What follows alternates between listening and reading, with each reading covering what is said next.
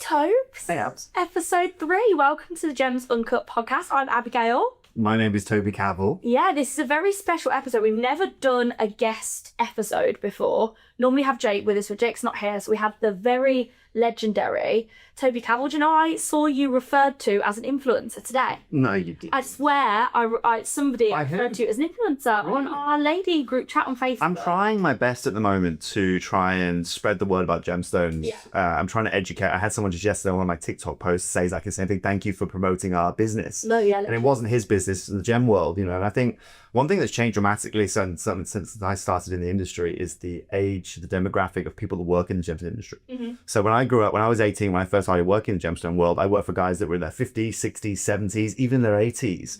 As the last kind of 10, 15 years have progressed, more people started to learn about gems and learn that these are real treasures and learn about all these amazing things. And so people are now getting interested in it. And this is really what I love. And this is what I'm trying to promote. Like, anybody can go out there and find gemstones. Anybody out there can make their own jewelry in reality in 2025.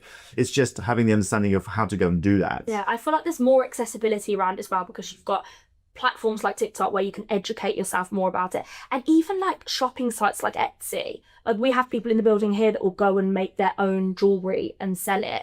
So there's more accessibility in the industry for people to get into it. You see such a range of people, I feel like, in the industry. For sure. Well, let's go back. Like I said, when I was 18, and I mean, I'm not even that old, right? And this is 18 years ago.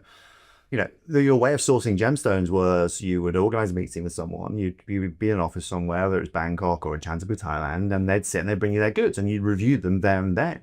Right now, I can get a WhatsApp photo. I'm currently hunting for a pair of sapphire earrings, for example, a sapphire pair of unheated Stranka sapphires.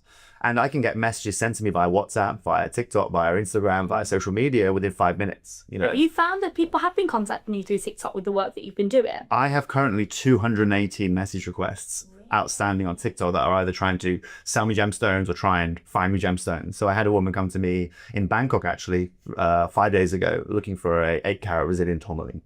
Now that is a feat to find in itself. It's probably one of the rarest gems on our planet. And she came to me because my family specialized in tourmaline for a long time. Mm-hmm. But still, I'm now 4 or 5 days down the line. I found nothing anywhere near the caliber of gem that she wants, and it really goes to show you, But if you can go find those, you can go find those. I'm very well networked up, and that's where my kind of USB comes into play. Mm-hmm. But it's really fun trying to find something like this and trying to find somewhere where it could be in South America, it could be over in China, it could be in Japan, it could be here in Europe. Just trying to find a contact that can offer you a door, that can give you an opportunity to find a stone like that. Yeah, absolutely. So, context for the listener. Let's start at the very beginning. How did you first enter the industry?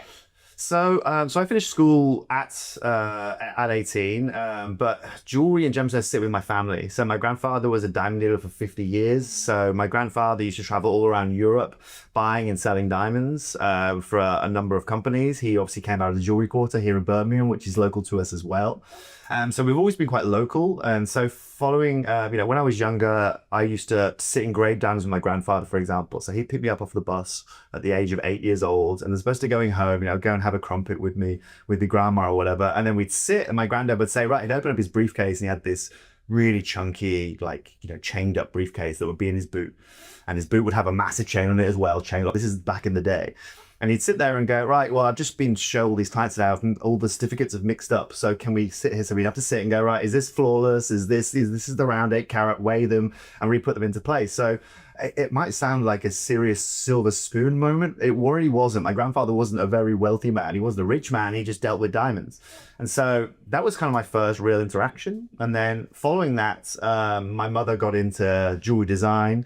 She was one of the key elements to the success of Gemporia and the starting of Gemporia. She was here with Steve when Gemporia started. And so she got into gemstones very quickly, but she's the daughter of a diamond dealer, so she already knows this. Yeah. And Deb's got into jewelry design. She was a massive figurehead here, obviously, at Gemporia. And then from that kind of branched out. And before we knew it, she was working with, we were working with Stephen Webster, who was a very big designer down in London.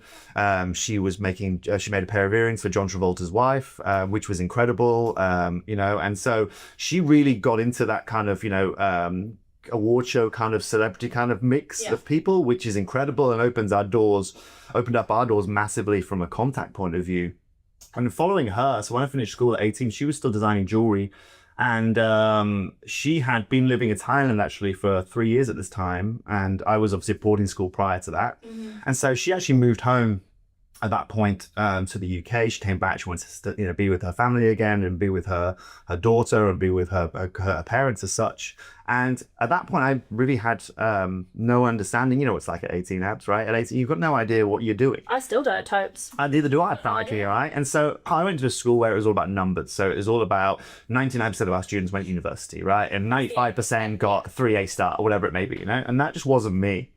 And so I actually went on a gap year over to Thailand, not a gap year, like just a 3 month, I've been at school for 11 years straight. We worked very long hours at school. We worked Saturday school. We had a Sunday school every 2 months. So it was pretty intense 11 years. So I just wanted to rest. And while I was over in Thailand, I met a Japanese man who worked in gemstone jewelry. And obviously that had a complete link back with my family. I knew certain things about it.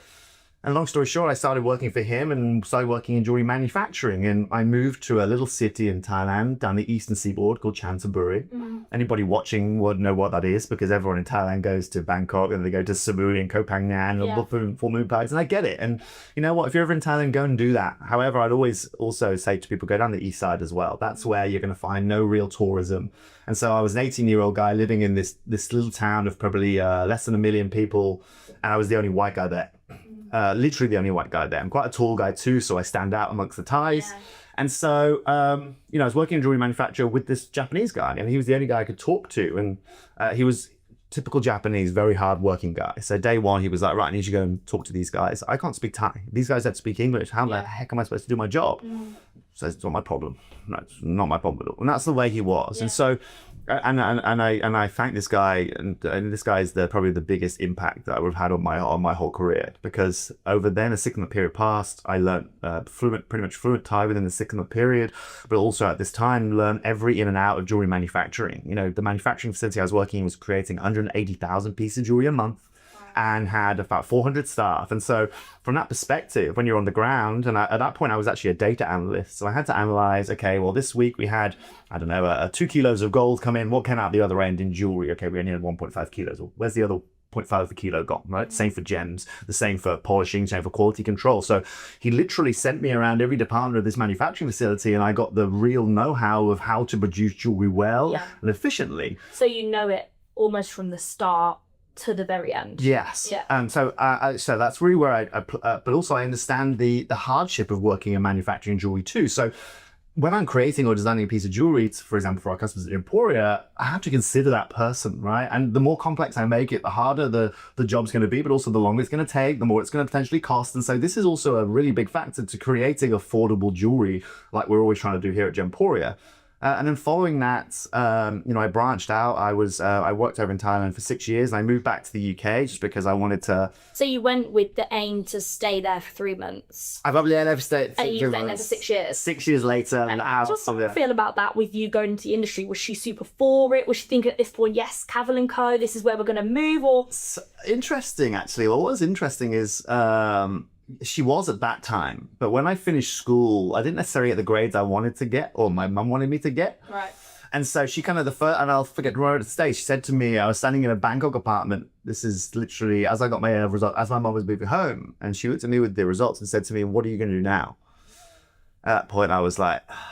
And I don't know why. I said, I think I could be a really good scuba diving instructor. I really got into scuba diving at that point.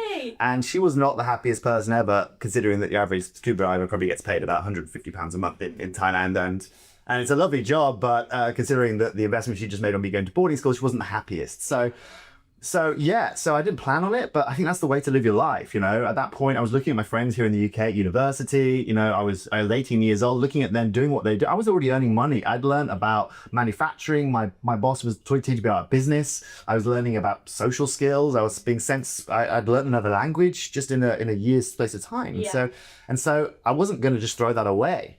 And once you interact with that, and obviously speaking the Thai language allows you to do so many things in the jewelry world. You want to go buy gemstones, you can speak the same language as these guys. Yeah. You can get into places that other people can't even get near. And most importantly, you network. I was known as just the white guy, right? Everybody knew who I was. You had an identity. It was an identity. And without sounding too ridiculous, Abby, it got to a point where So I was 18 years old. So I go and enjoy myself a couple of nights a week and go and socialize. It was actually crucial to me learning the language. The more drunk I was, the more I learned because I was more confident, right? Well, I could you talk. just said it, yeah. But it got to a point that because I was the only white guy there, I turned up to this. There was one club in town, right, that we'd go to called Orbit.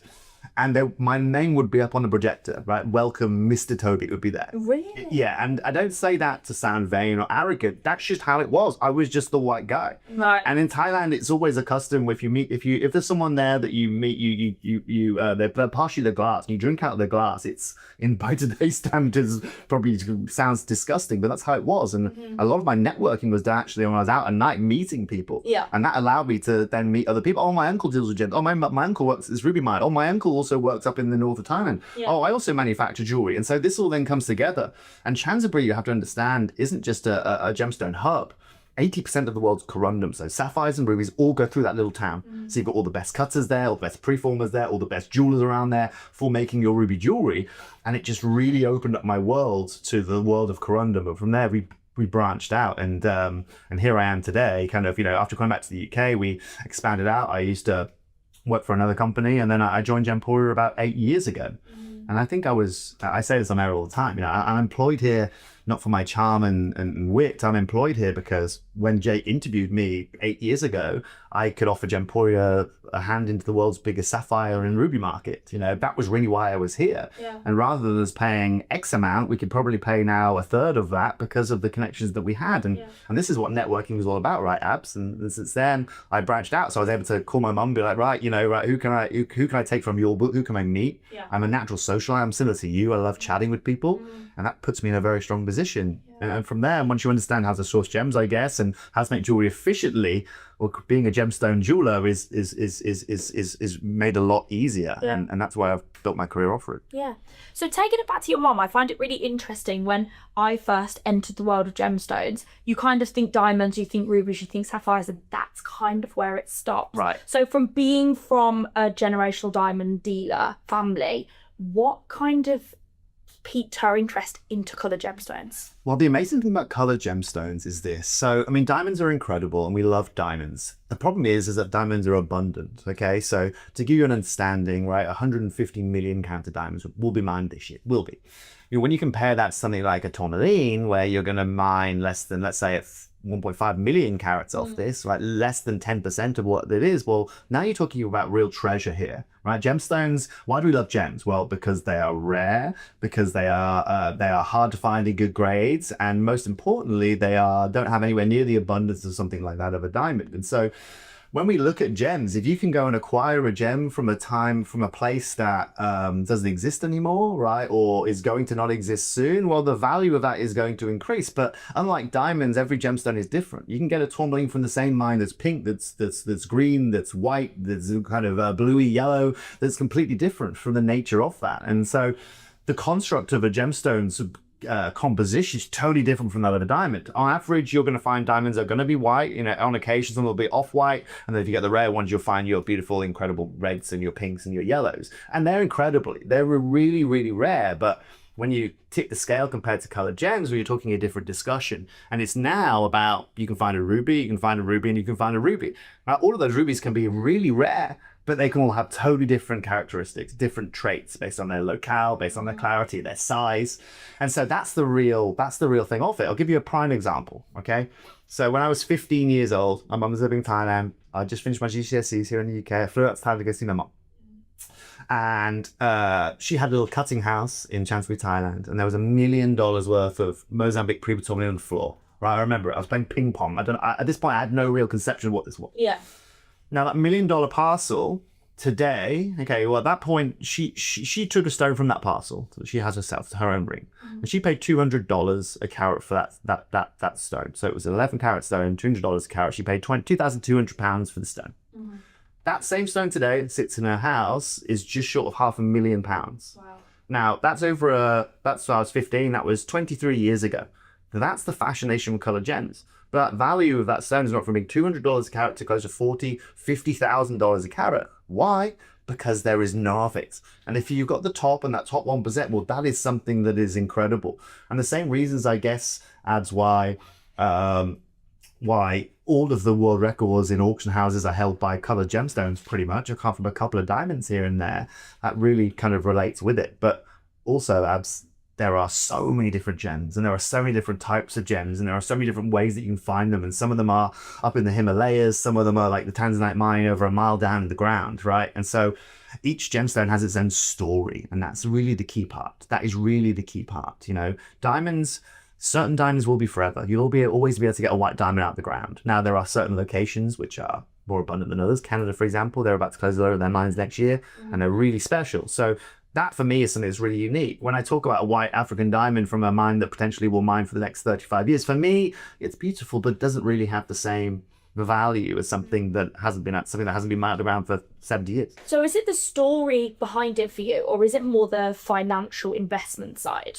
Both are key. Both are completely key, right? So when you talk about, I know there are so many different gems that we can discuss, but when you talk about, for example, I don't know, the John Saul Ruby Mine, I talk about that just because John Saul is a member of our team here. He's the guy that also founded Tanzanite. You know, that mine, that ruby mine that he had in Kenya, I mean, that mine, when he owned it, what happened? The Kenyan president shut it down, right? Deliberately shut it down, didn't allow him to mine. The Kenyan president went in himself and took out loads of rubies, right? Loads for his wife, actually, right? Just before Christmas it was.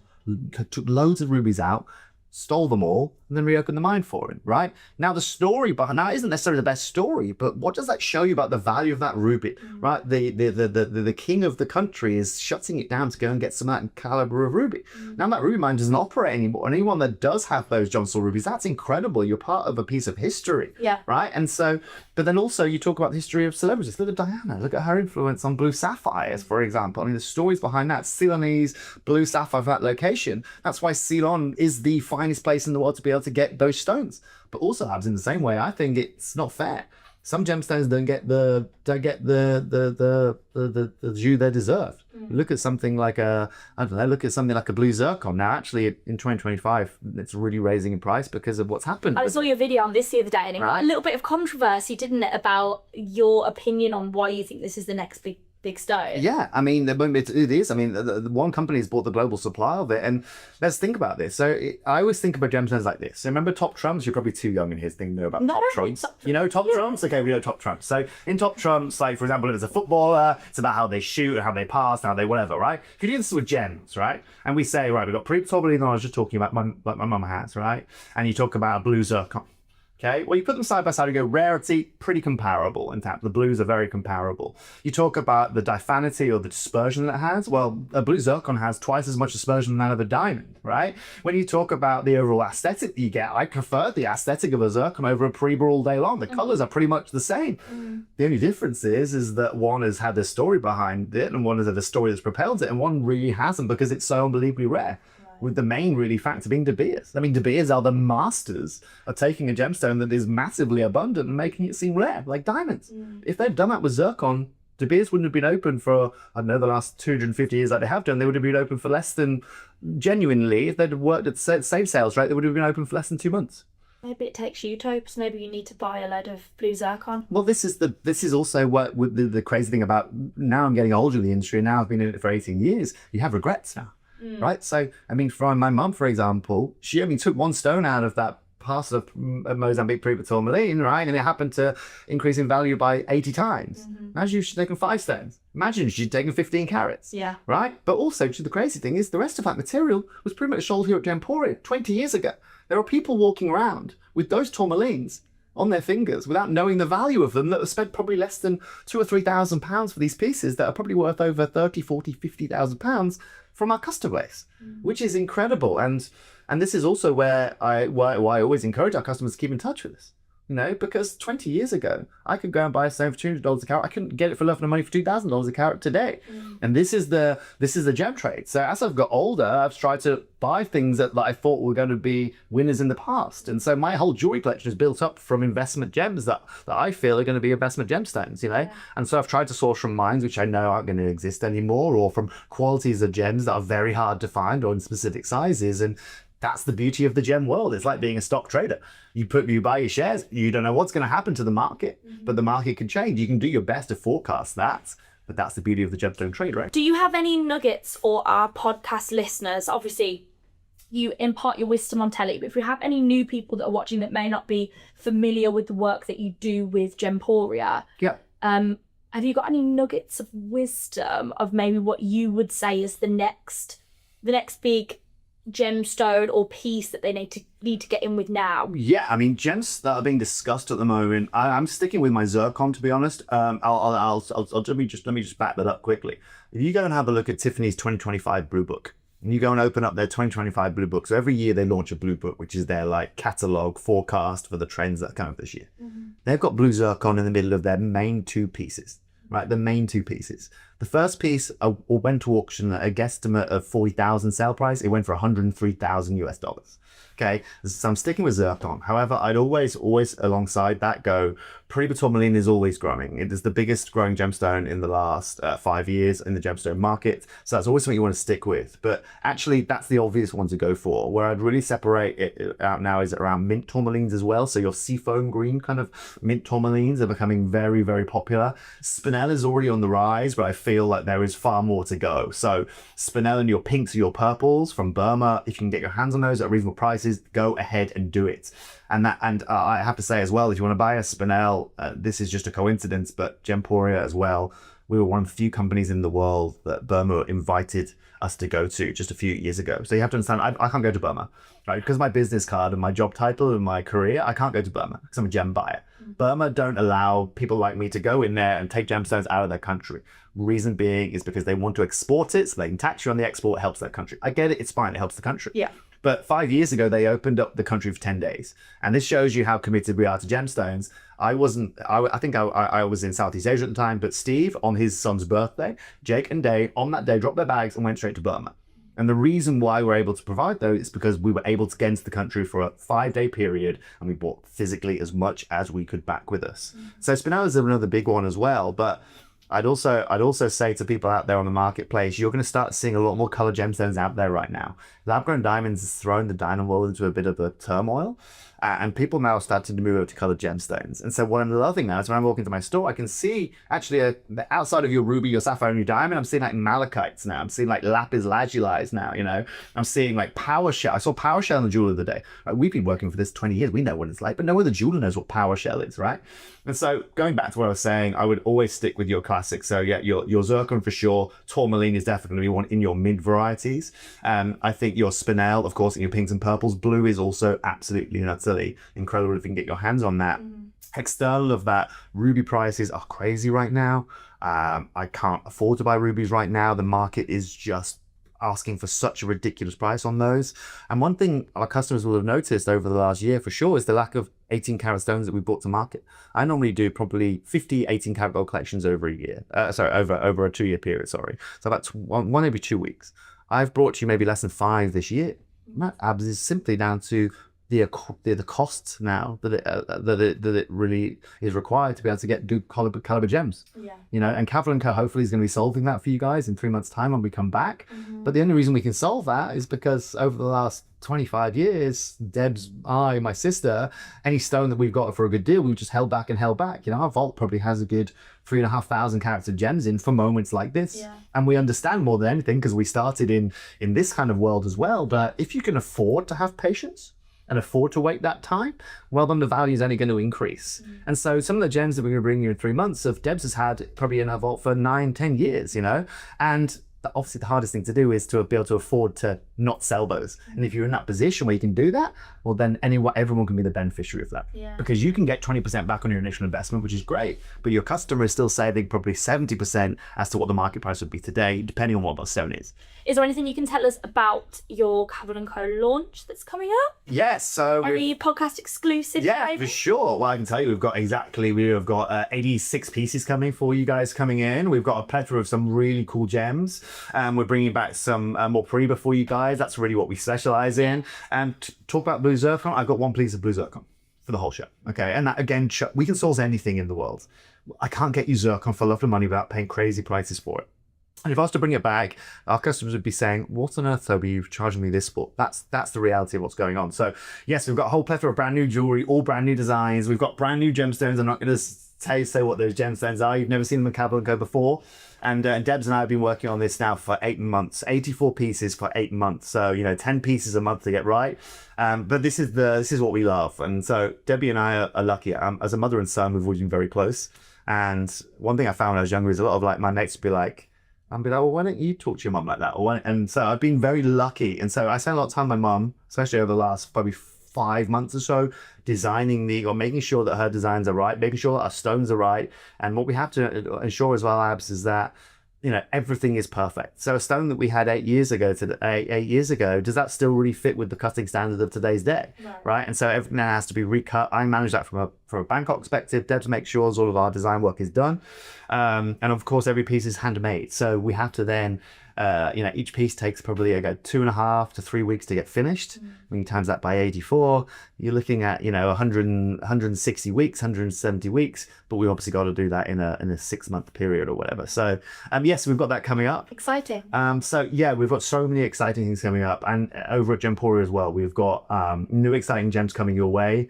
It's been harder this year because the price has just increased, and that has been impacted by a huge amount of things, whether it is war, whether it is still the reminiscence of COVID, or whether it is just the cost of living for all of us increasing. Yeah, absolutely. One thing we also wanted to touch on with you is gold prices. It's such a big topic in the industry at the moment, but it's so hard to kind of get across just how much it's increasing. Is it such a rare thing over the past 2 or 3 years, the spike?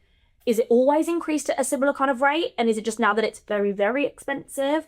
So tell us a little bit about the forecasting. Yeah, sure. So realistically, in my early career, gold didn't really fluctuate too much. So continuing understanding, I think it's pretty much increased in price by about 8 times over the last 20 years. That gives you an understanding, 8 times. But of that 8 times, I would probably say there has been more of an impact certainly over the last 2.5 years in the industry. So actually, since I've known you pretty much, you've probably seen more fluctuation in precious metal pricing.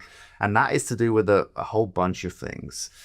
First of all, and this is probably stuff you won't necessarily hear about, right, is that China 3 years ago were holding back and were buying a huge amount of gold. Then the thought behind the reason why they were buying gold, and what countries will do, Abby, is they'll buy a lot of gold because it keeps their currency stable, okay? And currency stability is really key. If your currency drops, you as a country will lose out.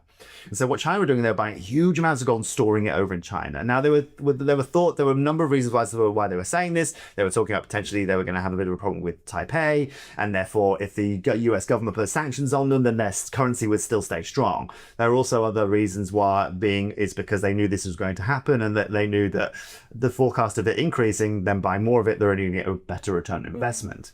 The problem is this though, Abs, is that it's not just gold anymore. It's not just silver. Up until a week ago, platinum has now followed it. You have now got more silver being used than has been used at any point on our planet.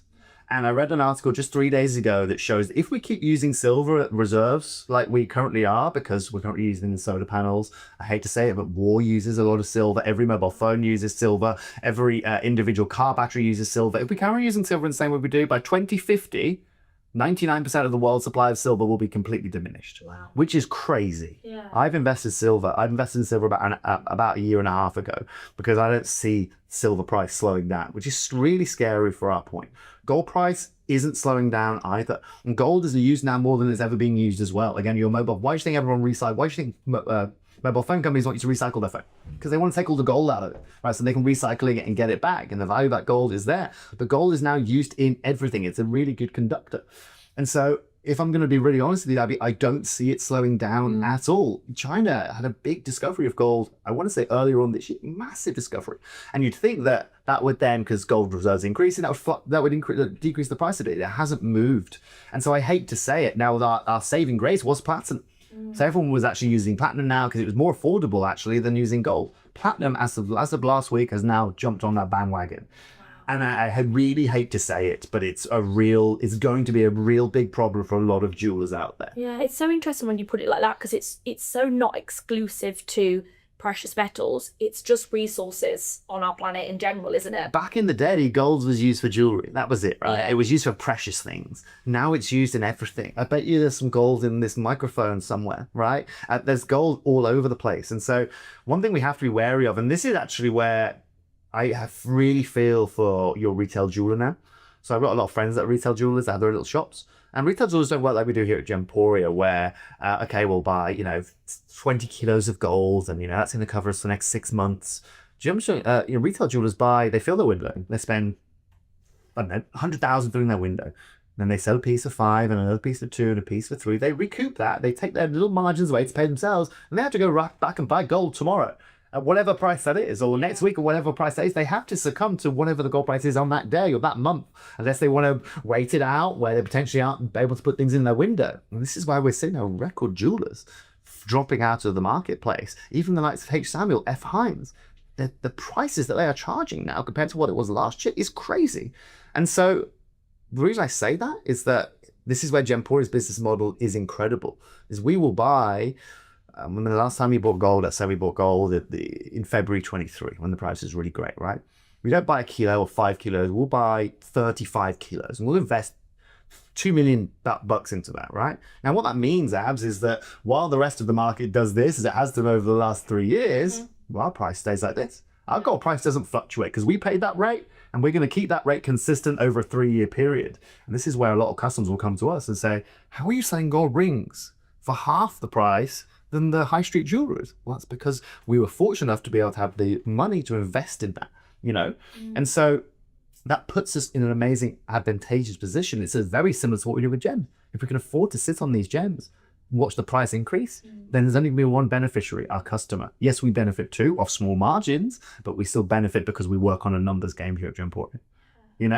And so I don't honestly think there is a better place on this planet to buy gemstone jewelry right now than someone like Gemporia. Because unless you've had stones for up to 15, 16, 17 years, Steve got pieces that are over 20 years old, or unless you're buying gold or manufacturing in the efficiencies that we do, then it's going to be very hard, And so what now you'll see, and here's a tip for anyone walking to any jeweler. You want to know about the quality of that jeweler? Ask them what their average diamond grade is. That's all you need to do. And if they come back to you and they say it's a D flawless diamond grade, well, get your checkbook out because you're spending a lot of money in that jeweler. If you walk into H. Samuel, and my granddad taught me this, you go to H. Samuel 10 years ago, their average grade was an SI G-color diamond. That was the average across the market, okay? For anyone that doesn't know about diamond color grading, I can go into that. But you walk in today, 10 years later, their average grade is I2 grade. So I2 stands for included, stage 2 level. So you can see it with the naked eye. And the color won't be G or H or I, it'll be J. But they're still charging you the same price for that. So now people are walking thinking they're getting a good deal, but actually they're not. They're getting a lower grade diamond or they're getting a thinned out piece of gold for more money than they would have paid even a few years ago, and that's a real shame to see. And this is where Gemporia's advantage comes into play. We've never dropped our diamond grading. We haven't dropped out our certification levels. We haven't dropped any of our gradings because we haven't had to succumb to the changing market. So we know, obviously, you've been in the industry for a really long time. Tell us, what is your wildest industry story? Now, I've put you on the spot there. Wildest industry story? Yeah, you've been a part of the gemstone world for. I think, do you know what? I have been. There's some stories I can tell you for sure. Previous to last year, the world's biggest gemstone heist, right, was in Belgium in 2002. Some guys stole $100 million worth of diamonds. Wow. Right? Biggest heist ever in 2002. Last year, that heist was beaten. Okay, I say beaten as if that's a good thing. That a new record was raised. The bar was raised. The bar was raised. Some guys robbed $400 million worth of Paraíba tourmaline, the one I was talking about, zinc is the most in value, from a location in Mozambique. $400 million.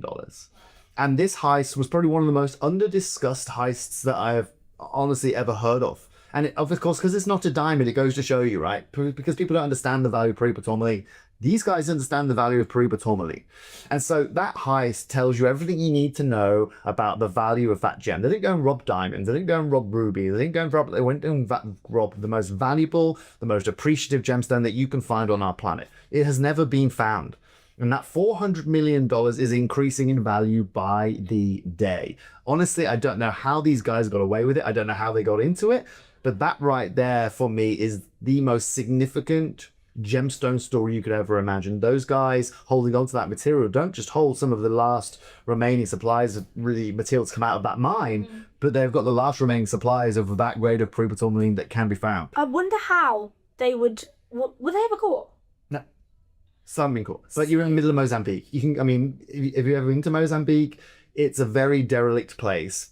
It's very easy to get lost in Mozambique, and it's very easy to get something lost in Mozambique. Wouldn't it be kind of super obvious though who did it because of it? There's such a rarity of supply.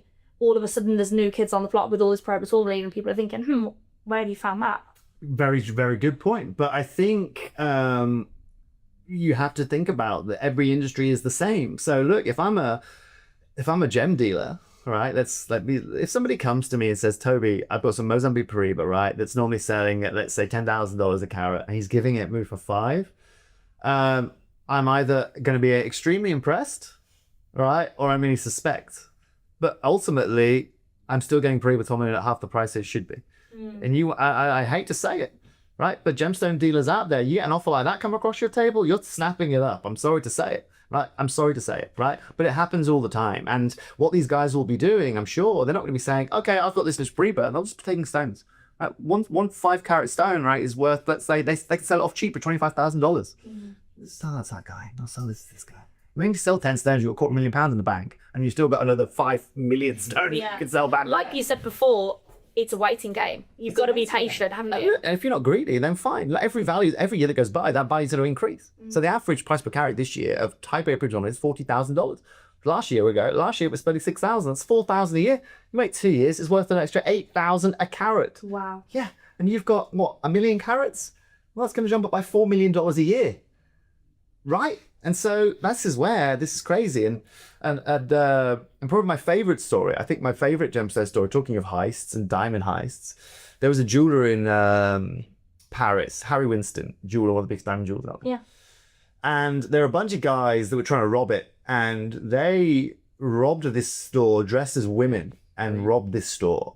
And they successfully robbed this store dressed as women. They robbed 102 million euros, I want to say, of diamonds. And the only reason why one of them was caught is because one of them called one of the staff by their first name without knowing their first name, and they figured out that it was one of the previous security guards that was in on this heist. But these guys literally dressed up as women to go and make a massive diamond heist over in Paris in Harry Winston, which was just incredible. And the fact that he got caught because they recognized his voice because he was a security guard is ridiculous. So yeah.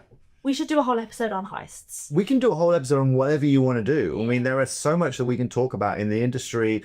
We can talk, I mean, of course, just like with any industry, there are certain things that you want to talk about and that you won't hear about in the real world. But of course it goes on, you know. There are so many things in the gem world that make things complex. What's to say that people aren't mixing lab-grown diamonds in with natural diamonds? What's to say people aren't certifying things in the wrong way? What's to say that people, you know, aren't mixing gems in with other gemstones to increase the value of a parcel? And this is where networking and trust is the biggest part. I don't trust a lot of people in the gemstone world. Very rarely trust a lot of people in the gemstone world. You can't afford to. Because you need to have everything signed, sealed, and delivered. And that's one of the reasons why I think we have some trust over Gemport. Everything that we import, that we sell on screen is certified, is backed up, is checked. I've seen people get sold rubies that 15 years later they realize they're fake and they're synthetic, right? And that's just in one person I know. You know, it happens all of the time. And unfortunately, with a growing industry and a growing interest for colored gems, more people are taking the nick. You know, I see Temu selling bangles for $6.99. They're not real gemstone bangles, you know, they're not real whatever it may be. On TikTok shop, you see like diamond brackets, cubic zirconia, and it's like, well, it's not diamond there. Exactly. Make the claim. You know, and so, yeah, you know, there is so much we can talk about, but I think the most important thing is that our customers realize that you're dealing with real treasure here. This is proper treasure. Our gemstones are proper nuggets and the best part is they're hidden in the most vast and the hardest places to find them in the world. And so, you know, I was lucky enough, just to segue just quickly, when I was younger, we did a show, we did a show with Discovery Channel, right? Where we went to Tanzania, we went to Romania to the spectrolite, we went over to, you know, look at gems all around the world. And that's the kind of education that is now allowing people to understand. And you look at opalback hunters, for example. Those guys, everyone knows about that show. People understand now that opals are rare and they're really hard to get their hands on.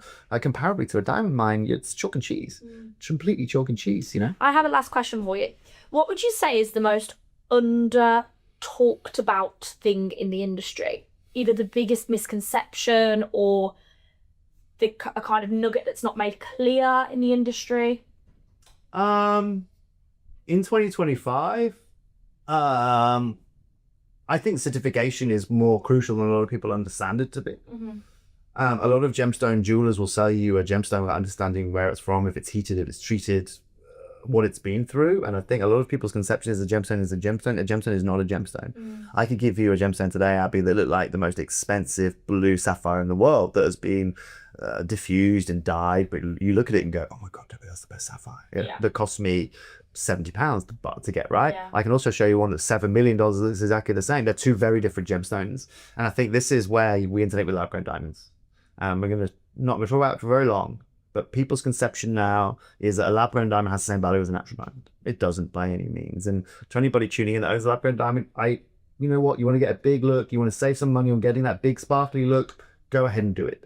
But don't invest in a lab-grown diamond and don't expect it to be worth 5% of what it's worth, what you paid for it when you walk out of that jewelry store. And that's the crucial part, I think. Lab-grown diamond can be made in 15 minutes now. I can get you a lab-grown diamond, whatever shape, size you want, like that. I'm not even in the industry in synthetic stones. But one people's misconception is that your natural diamond right now value has been impacted by those lab-grown diamonds. It hasn't at all. Lab-grown diamonds in 5 years' time, Abby, when you and I sitting back looking at this, will be the same as cubic zirconia. A cubic zirconia is pretty much a lab-grown diamond. They're the same thing. You achieve the same thing. The same as a moissanite.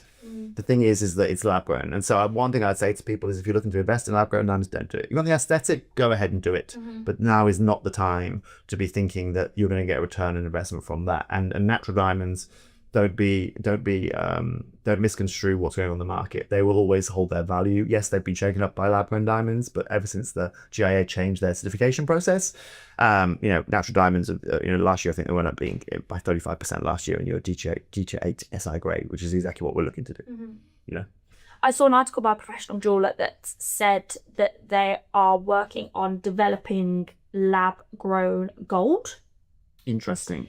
Do you think that obviously De Beers has done a bit of a U-turn on lab-grown diamonds? They're now just going to be... That was their biggest mistake. I don't know what on earth they were thinking, Abby. That is there's one in my life, right? You're too young for this, and I sound really old now, right? You said that twice today. You are too young for this, right? There was a big mistake that Yahoo made many years ago, right? When the internet was getting big, right? That cost them billions of dollars, right? Completely ruined them because they didn't do what all the other search engines were doing. De Beers did exactly the same thing to themselves. They shot themselves in the foot, and the biggest mistake they made was to degrade them alongside the same grading scale as normal diamond. They're going to clarity. Are you crazy? And so now they've retorted, thank God, right? But sorry, you were getting at. Do you think that it will follow the same trajectory where hopefully we'll only start using synthetic gold? Do you know where gold's from? Do you know how gold? Do either of you know where gold comes from? Is gold from outer space? It is. I'm so glad that I got that right because I'm going to sound really stupid. Where from in outer space? Do you know what causes gold? Is it Mercury? No, it's the explosion of a star, of a neutron star. Wow. So neutron stars explode and it scatters all of this gold and it hit our planet over years and years of time. And so what's really cool is the reason when you look at like zircon, right? You got a zircon ring. You have got the oldest gemstone on Earth, right? So it's 4.4 billion years old. The only reason we know our Earth is 4.4 billion years old is because of zircon and uranium decay inside it. Surrounded in a gold ring. You've got the oldest gem in the world surrounded by gold dust. I mean, that is just as cool as it gets. Synthetic gold, that's really interesting. I've never heard of it. Yeah, I saw it today. I like that, and I'll tell you why I like that. Gold mining is pretty tough on our planet, and gold has so many uses in different ways. So for example, use synthetic gold in all your devices and use it as where the value is naturally seen, and use real gold in your, in your rings or in your your bronze statues or whatever you're doing, right? And that's where the value will lie. I think synthetic gold would certainly help our planet out and our resources for sure. And the same for silver and platinum. If you could use it in an industrial way, like we use diamond. We use diamond cutting saws, right? We use sapphire lenses on our watches, right? So if you can use that in an industrial way from synthetic gold, then great, right? It's a little bit like fuel. They're trying to create a synthetic fuel. If you can do that, then great.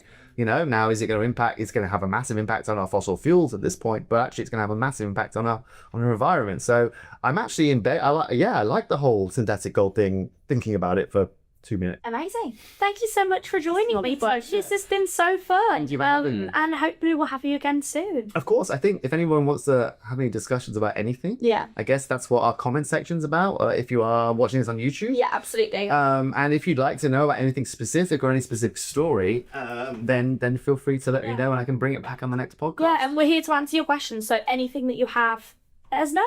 Thank you. Thank you. Thank you for having me.